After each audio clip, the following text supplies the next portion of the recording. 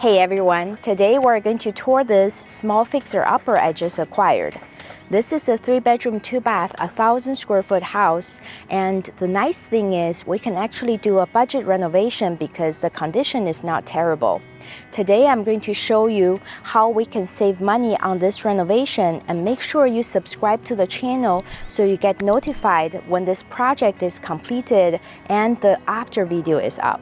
If you're watching this video and wondering if house flipping is the right career for you, check out my new book, Flipping Houses Quick Start Guide. It's a #1 new release in the real estate investing category on Amazon. It summarizes my last 5 years of experience from working a 9-to-5 job to becoming a full-time investor with a 7-figure income every year. I put a lot of work into that book, and I'm sure it's going to add value to you. Make sure to get your copy today, and the link is in description. Let's start this tour from the front yard. This front yard is very green and lush, and it has all native plants, which is nice because it requires very little watering. We're going to try to keep all these plants but cut down a few big bushes so we can review the frontage of the home a little better. In terms of the curb appeal, the first things that you notice are probably this ugly fence and the dated garage door. So we want to remove this fence to reveal more frontage of the home and replace the garage door to give this home a fresher look.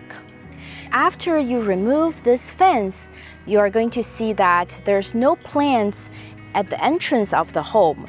So we want to add some color here and also remove the very old red bricks on the other side and put plants and matching rocks over there.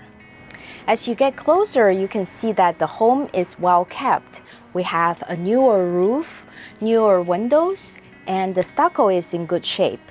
We only need to replace this old school front door, the metal supports, and a fresh coat of paint will make a big difference too. Now let's check out the interior. This home is very clean.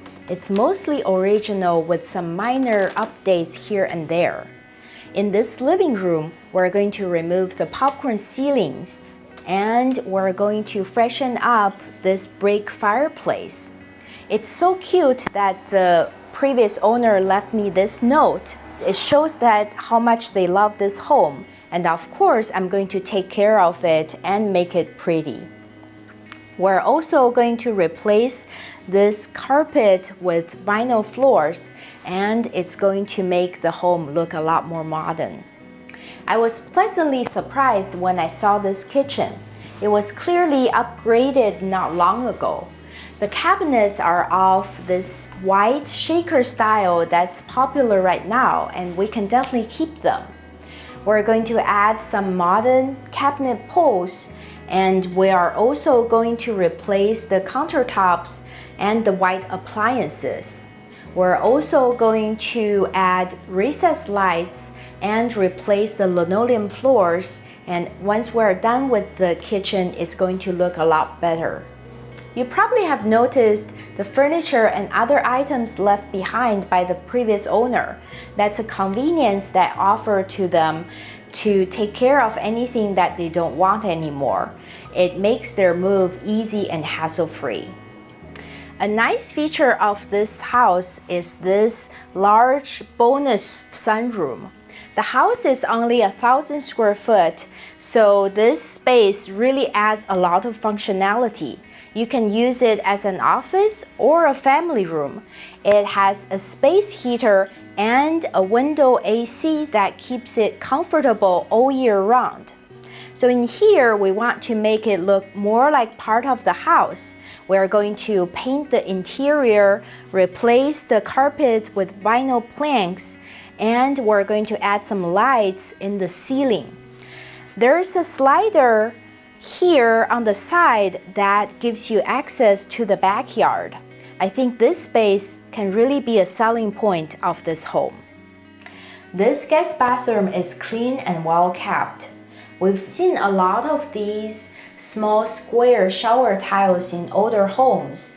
And because this home is of entry level, we can try to save on cost by reglazing the tiles and the tub, but we do want to replace all the other fixtures so we can modernize this bathroom.